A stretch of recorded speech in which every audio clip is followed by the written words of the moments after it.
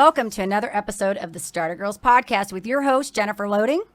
And Brianna Drelis. And we are the Starter Girls. Where extraordinary decisions produce extraordinary results. These are our friends, these are your friends, and they are living the extraordinary. This episode's brought to you by Walt Mills, photographer of Glad Models Agency. If you are here in the Dallas or surrounding area, check out Walt Mills. You can learn more about him and his work at photosbywalt.com. And if you're ready to up-level your decision-making skills, we have a free gift for you. So head over to startergirls.com and get your free gift because we want to keep in touch. So you can do that there. I love that. So good. Yes. All right, we're going to get things started here. Today is a great day to be brave. You might as well start now. You have the power to change your circumstances any day you decide. Let today be that day. Rise up, be amazing, be you, do you. All right, my friends. And Miss Brianna, we are super excited to welcome our guest onto the show today. Pratiti Pathak is a real estate agent, a business coach, and the founder of Results by Design, a 5-step coaching program. And I just recently found out she has done another coaching program, so we're super excited about that. Her passion is connecting with people, building relationships, and helping others grow. Pratiti has gone through many challenges, one of which was growing up in 2 different cultures. She says that trying so hard to fit in with both and not fitting in with either, she realized that years of keeping what she was going through to herself was hurting her. She says it's not about the negative experiences we go through in our lives. It's what we learn, how we grow, and evolve into the best version of ourselves through those experiences. So welcome to the show, Pratiti. We are so excited to have you here today. I am so excited to be part of Starter Girls. That's right. And you're your own starter girl. So this is going to be awesome. This is pretty awesome because I have been a starter girl over and over. I'm finally feeling like I'm just only maybe 3 careers away from my final destination. You know what I mean? Yeah, that is so good. That is so great. I love it. I never heard anybody quite put it like that. If that's not the entrepreneur spirit, I don't know what is. That is so good. Yes. And it's so funny because we have all, I think, felt like that at some point or another, right? It's like, this is it. This is the one. I think this is it. Yeah. This is it. No, this is it. And then it's, no, that's not. I'm trying something else. So I love that. So I want to get things kind of kicked off here. What I want to do is I want to start off by you telling us a little bit about who you are, what it is that you do, because you've got kind of a couple different things going on here. And who are you serving? How are you helping these people?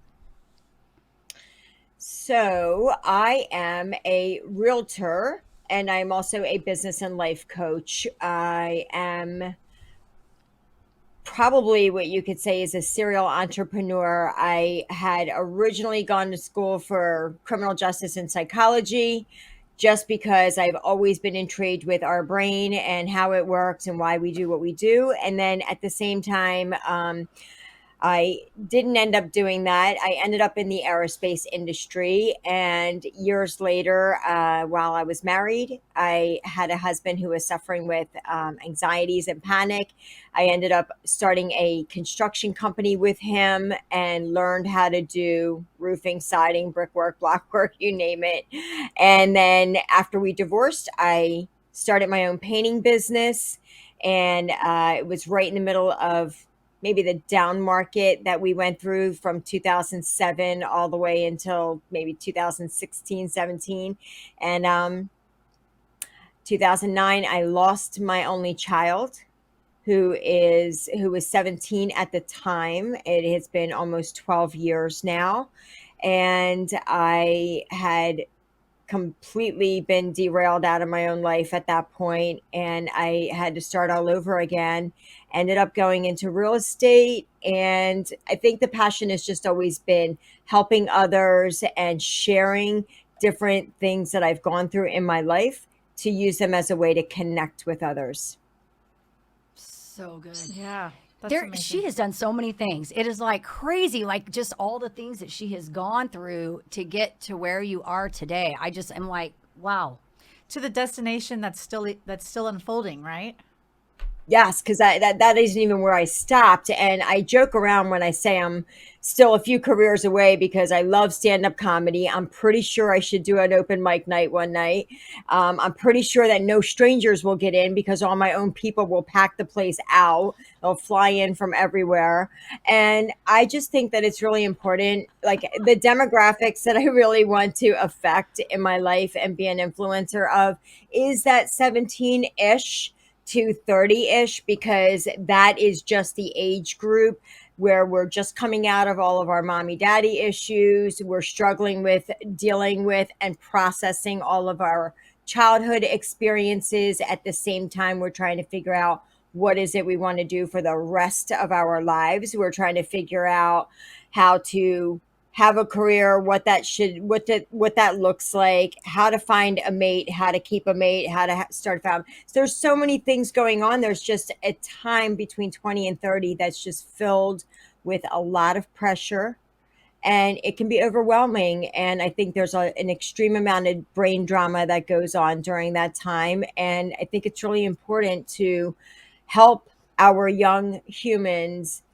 figure it out by like really just not following the pack. I talked to a lot of young folks who, and even, older folks who went to a certain university because both their parents did or followed a certain path. Everybody in my family is doctors, so I guess I should pick something in the medical field, or I have a long line of military people, so I guess that's where I'm going to be.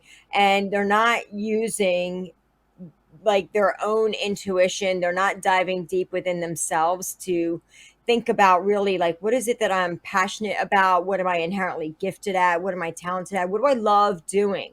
And then go do that. Instead, we're trying to follow um, somebody else's path, or we're trying to think about what makes the certain amount of money that we think is the right amount of money that we should be making, and then pick a career based off of that.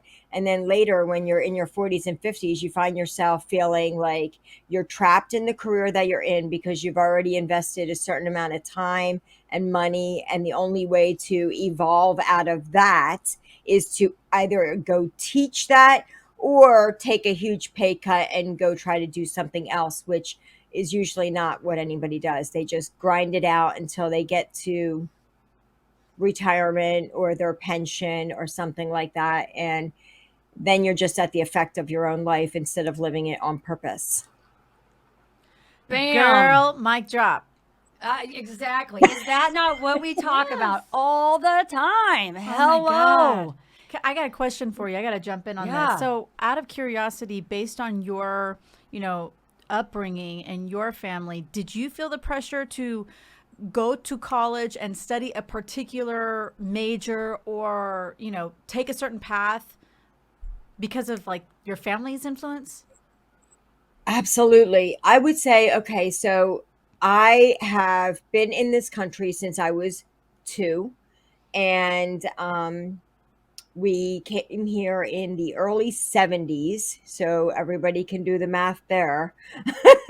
But in the early 70s, it was a time where it wasn't very diverse with a lot of different cultures. And I really was probably the only Asian child in my school. It was uh, very difficult for me. I was really trying hard to fit into two different types of cultures. What was going on inside my house was very different than what was going on outside, in the sense that my parents really weren't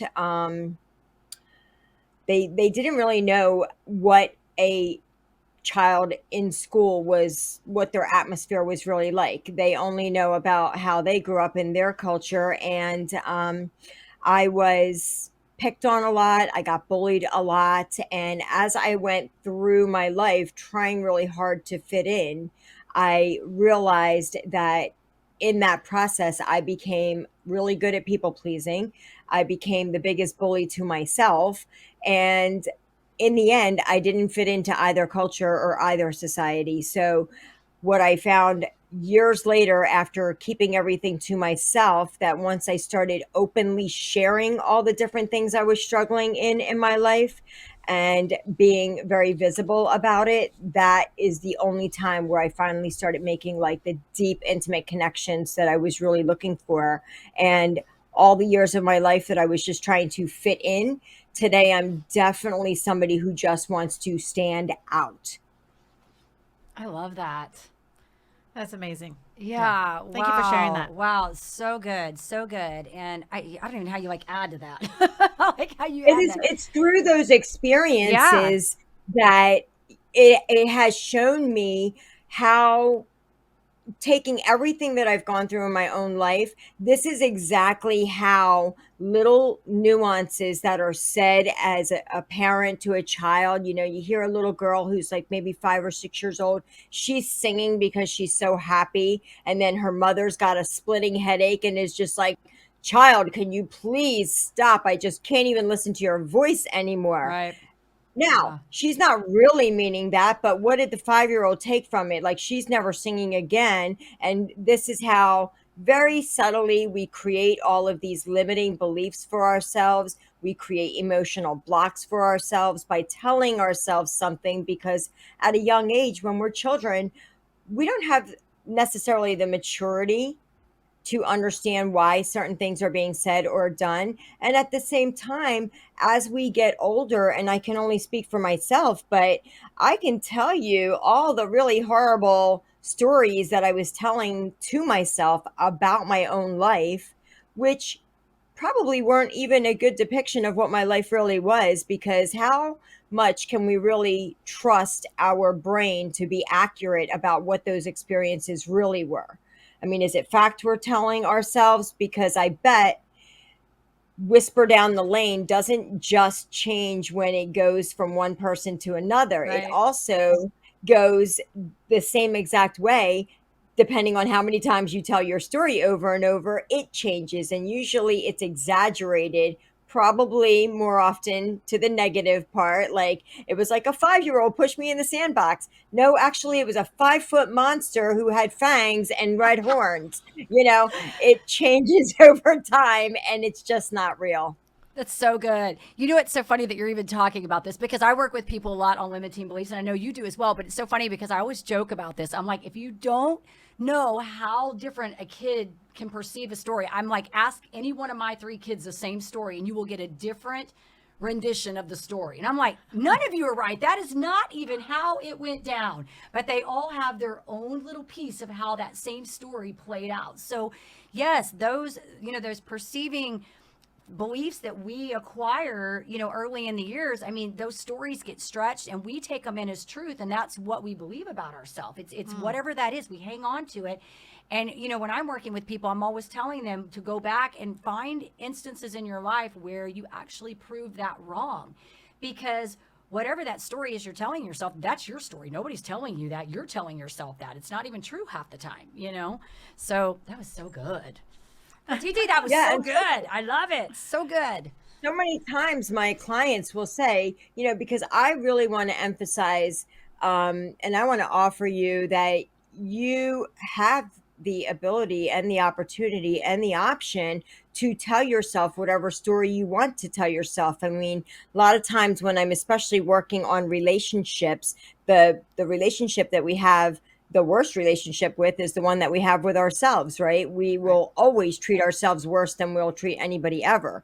But when you think about the story that you tell yourself about your life, I tell people, write down, you know, 5 things that were horrible in your life and write down 5 things that were really great. It'll be hard for them to think of about the really great things. And you can change your story to whatever you want. And people will say to me, isn't that kind of being delusional? But isn't it delusional anyway? Because however you're thinking about your past isn't necessarily accurate, like I said. So if you had these 2 things that you felt like were negative experiences, you're focused on those 2 things instead of maybe the 5 or 6 other things that were really great in your life growing up. So good. So good. I want you to real quick tell us a little bit about this new course that you created, because you just recently did this. Am I correct? Yes. So So tell us a little um, bit about this. last year, I created a business coaching program, Results by Design, which is my company. And it's a 6 week program. And what I did was I thought about all the different ways that I would struggle as a realtor or as a solo entrepreneur, really. And it is in creating the systems for marketing, for the excellent customer service. It's the lead generation portion of it. It's the financial tracking and budgeting and all of the business and financial aspect of it. But what I did was I incorporated all of my life coaching tools in there.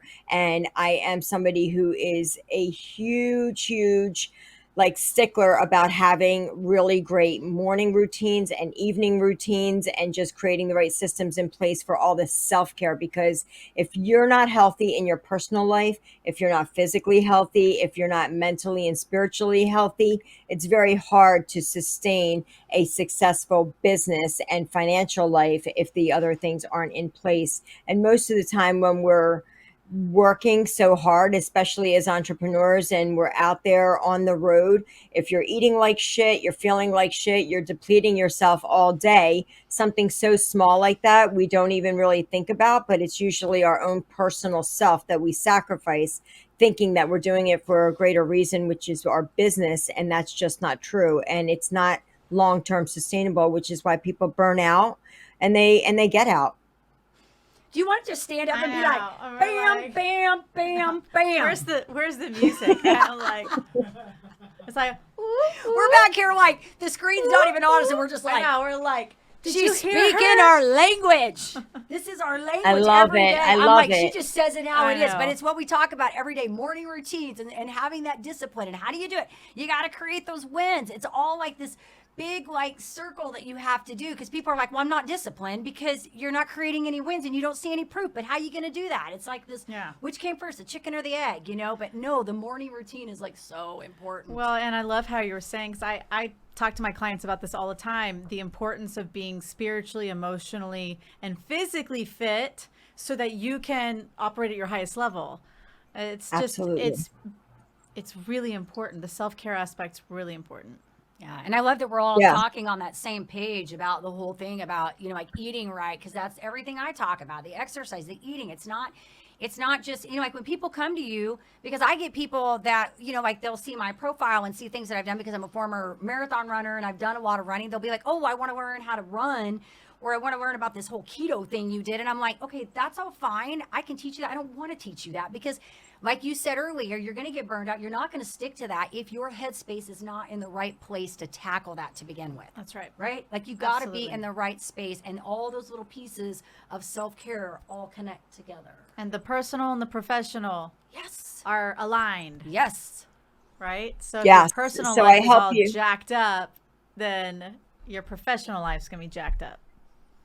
Yeah, you want to just think about it like a circle, a wheel, if you will. If we're not at the same level all the way around, then you're kind of wobbly. You're Yeah. you're The kind of right, spokes. like you're running on your flat tire there. But if you like, what I am teaching the most is our little daily practices. These The compound effect of having daily practices. The practice itself might be small. The result that you create from that is huge. And I try to use the example of the mental and physical health. It's like eating right every day creates a sustained body over time. It's like the 20 minutes of meditation that I do every day, twice a day. That's 20 minutes. But the result that it creates in my relationships, in my business, in all of the areas of my life is huge, because I'm no longer reacting emotionally, because I'm coming from a place that's filled with love and peace and calm, which allows me to focus and do all the things with intention. And I think that is huge, what you gain out of the 20 minutes that you invest. And that's the type of like examples I try to give. It's like doing something, like if you're in a relationship that's struggling, And every day you try to consciously think of one thing. What is the one thing that husband does, or what is the one thing that wife does today that I can point out or think about and say, like, babe, thank you so much for doing that. Hey, thank you for dinner. Oh, I'm so glad you got the kids ready. Oh, you look beautiful today. Oh, I love that dress. It's just one thing can literally change your entire relationship in 30 days. 100%. I love it. So good. I got to ask you this question too. Just because of out of all this, you said so many like good things. Like I'm looking at our questions over here and I'm like, oh my gosh, you answered like so many of these things in here. But I want to know what is it, Pratiti, that you love about what you get to do? What is the best part of this for you? Oh my God.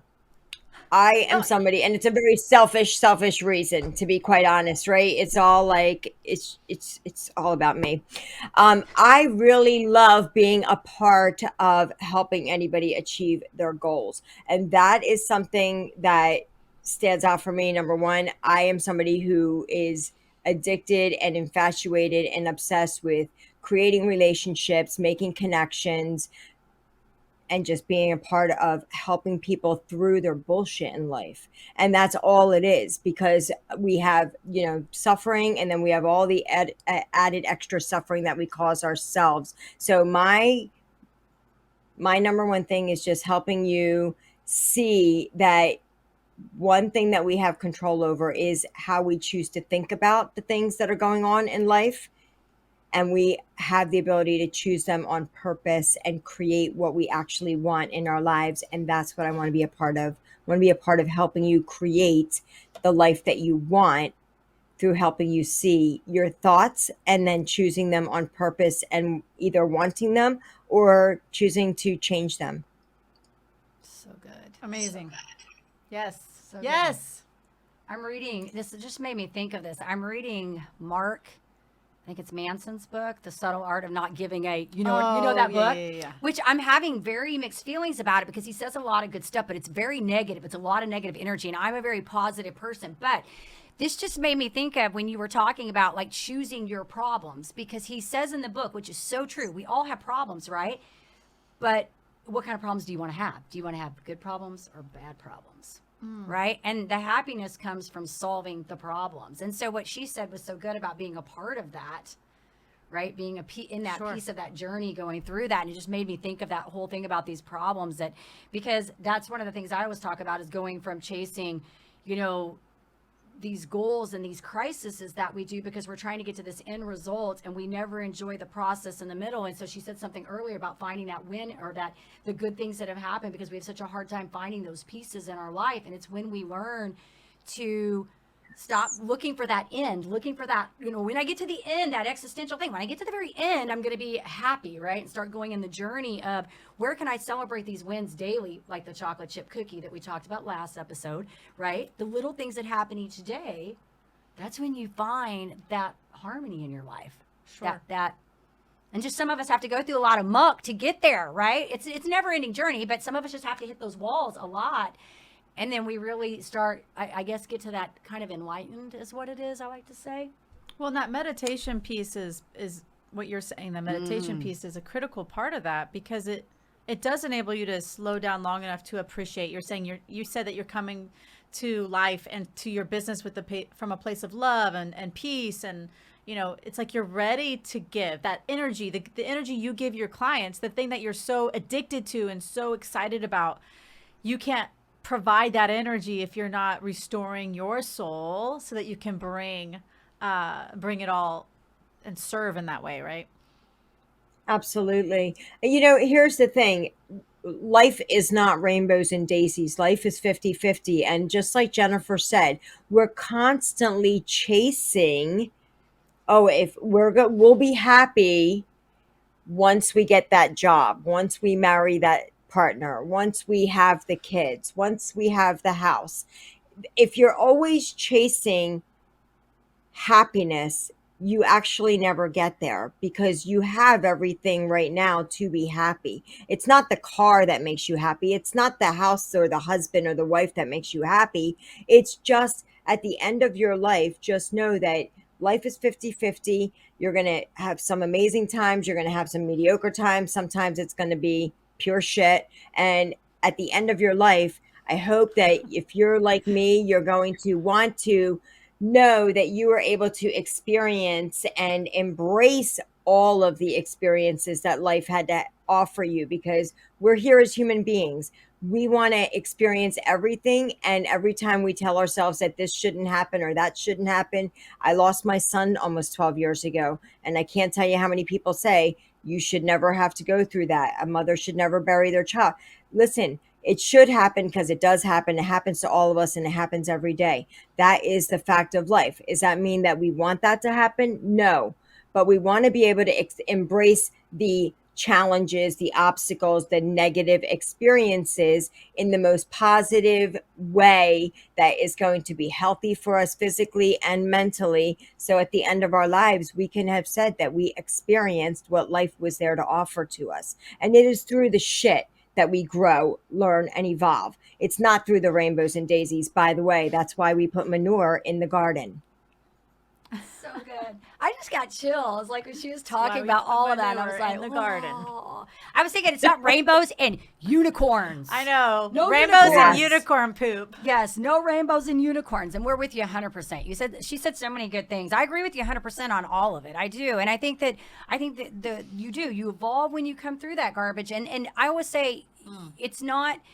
We don't want it, but there's always something to be learned from those moments. No matter what you go through, there's always something. You may not see it like right in the moment, but when you go down the road and you look back, you know why that happened the way it did. There was something there to be gained from that you can walk away with, and you can do something different. You can help somebody differently.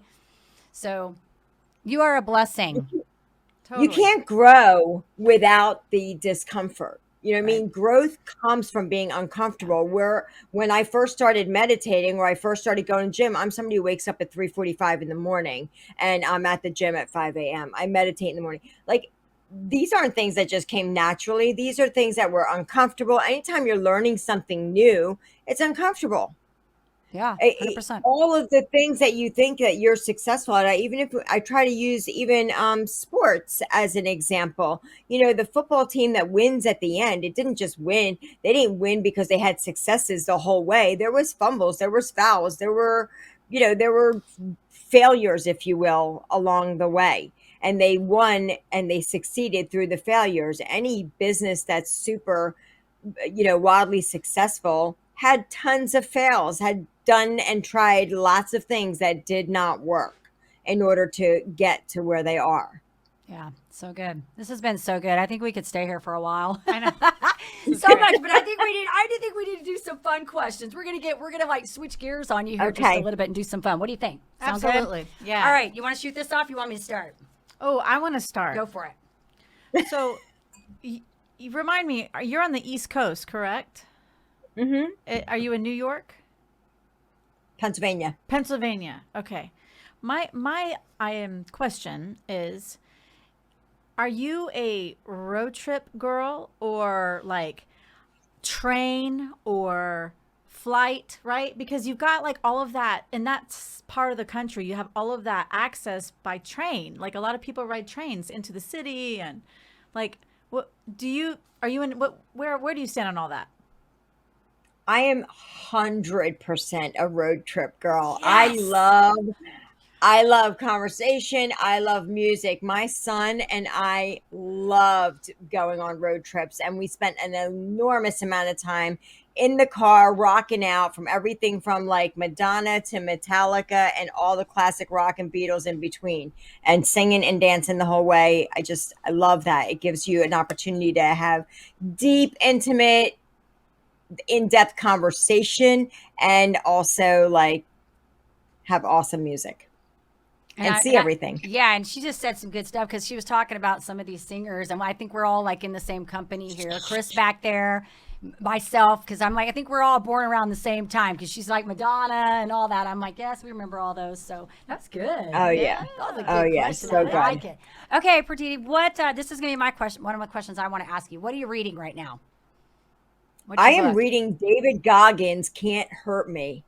Oh, I don't know about that one. I'm going to have to check that one out. Is it good? Okay, first of all, David Goggins is a complete badass. He's like a Navy SEALs, everything that's difficult in the military guy, but he came from ridiculous struggles and abuse in his life, and um, I guess racism, everything that you could think of, he came from that, and he is all about talks about callousing your mind, and he is talking about like when you finally reach that threshold of pain in your life, whether it's physical or for most of us it isn't physical pain. It's like I don't feel like doing the lead generation. I don't feel like doing. Once you feel like you're in that I can't take anymore, that's when you have to just push yourself through that to callous your mind to get to the 60 and Good. 80% of ridiculousness that your human self can absolutely accomplish, but you never give yourself that opportunity because most people shut it down at that 40%, and that's why. And the Quit. things that he's gone through is like ridiculous, like running on broken legs. Running on broken legs, my friend. So I mean, when I talk about badasses of all badasses in the world, I think I'm Xena or like her, and he tops that. Xena, the warrior princess. We And had she returns to another episode. She returned to another episode. We have somebody. See, that's how we know about Xena. We know we're the same age. I had one other person come on here, and she was like, "Do you remember Xena, the warrior princess?" I'm like, "Yes, I remember Xena, the warrior princess." I That's so love awesome. Xena. So awesome. And I also love Hercules, so that was another thing. Can you laugh like her? Huh? Can you laugh like Xena? No, but I do that. That was pretty good. That was pretty good. I love it. I love it. So good. Do you have another one you want to ask her? Well, I'm just curious, what kind of food do you like to eat? What's your favorite type of food? Like late Dude, night. I'm addicted to wings. To be Ooh. honest, I'm addicted to wings. But I love sushi. Oh, me too. That's why I told you I wish you lived here. I love sushi, but you know what? Every time, and I just like I gotta go right into my Indian accent. But every time American people want to come to my house for dinner, they all want me to make the chicken tikka masala. I'm dying. I want the lamb masala, please. That was so good. Okay. I'm so dying. Yeah, It's so everybody good. wants Indian food when they come to my house. I don't know why, but They're like, okay. they want the curry, right? I love it. It's so Yes. And so you can cook? Yes, I can. Ooh. good. Oh, Yeah, she doesn't come live on in over, the- girlfriend. Come on over. That's And Pennsylvania. This is so good. All And right. actually, Jennifer and I have the keto diet in common, and I also bake an amazing keto cheesecake. Oh, yum. I love keto cheesecake. Yum. Speaking my language again. All right. One last question. I have to ask you the character question because it's my favorite question. Then we're going to wrap this up. If you could be any character, I have a feeling you're going to say Xena, but I want to see if you come up with something else. If you could be any character for a day or superhero, what would you pick? Oh, you got me. I got her. You gonna go with Xena? No, No. no, it would have to probably be somebody comedy, like Wanda Sykes or some shit. I don't know. Let me think about this. Because I love stand-up comedy. she's I could totally funny. see her be a Wanda I Sykes. I know. could totally. I saw a see great it. video of Wanda Sykes the other day. She was like watching She's in TV. one of my. She's in like, one of my is this go-to a movies. press release? Are we watching a press release? This is so good. She's in one of my go-to movies. When I am feeling like I want to just cuddle up and give myself my own hug and wubby. I want to curl up with Monster-in-Law with J-Lo and Jane Fonda and Wanda Sykes. And Jane Fonda, the interaction between her and Wanda is just, I love a movie with great one-liners. So there's a lot of characters that I want to be, but mostly I like being me. I think one day we may just see her on comedy and we'll be like, hey, we remember her when she came on our show. Yes, you need to go do stand up. When she was a nobody. You're not a nobody. I'm not even going to say that okay, because that yeah. I think you're rocking it. Yeah, I think you're rocking it. You're a badass. There you go. Boom, Absolutely. I said it. And you need to look for an opportunity. You need to let us know. I think we're going to challenge you, actually. This is happening right now. You are going to look at your 2021 calendar, maybe in the fall, because they're going to probably open something up for you to go stand up in the fall. And you are going to calendar in a like a walk-in so that you can go do a stand-up. And you're going to text us and let us know when that's happening by. Absolutely. Yeah, dude, it's definitely on my bucket list for sure because like I do a lot of accents, and so my skit is probably going to look like I'll be like all dressed up in Indian garb, and I'll have a dot on my head, and I'll be like, "So how y'all doing out here tonight?" And then they'll be like, "What is happening?" This And is then so I will good. turn around at some point, and I will put a cowboy hat on, take all the Indian garb off, and change my clothes, turn around, and go like, what the hell is going on out here? This is so good. This is so good. Well, this has been fun. This has been amazing. It's been amazing. Thank you for being such Yeah. an awesome guest. We appreciate you. Thank It's been an you. honor having you. Yep. And Thank you so so much. if we want to send our guests to come find you, where do we send them?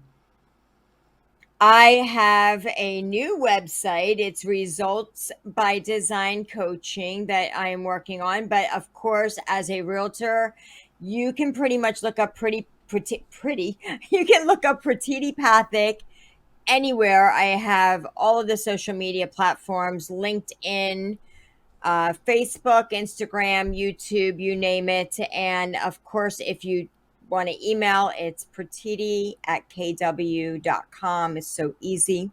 Or pratiti@gmail.com. All right. We will Beautiful. be sure that we get you tagged in there and make sure this gets where it needs to go. So thank you, Pratiti. It's been amazing. We do want to say to our guest, of course, if you enjoy our show, please be sure to give us a rating both on iTunes and Facebook. We cannot do this without you. And check us out on YouTube. Hit that subscribe button. We can't, like I said, cannot do this without you. And don't forget to head over to startergirls.com and get your free gift from us so we can keep in touch. Absolutely. And with that, we're going to wrap up with a couple final thoughts. Success is to be measured not so much by the position that one has reached in life as by the obstacles which he has overcome. And that is by Booker T. Washington. And in order to have success, you must start. And every start begins with a decision. You guys take care, be safe, and be kind to one another. We'll see you next time.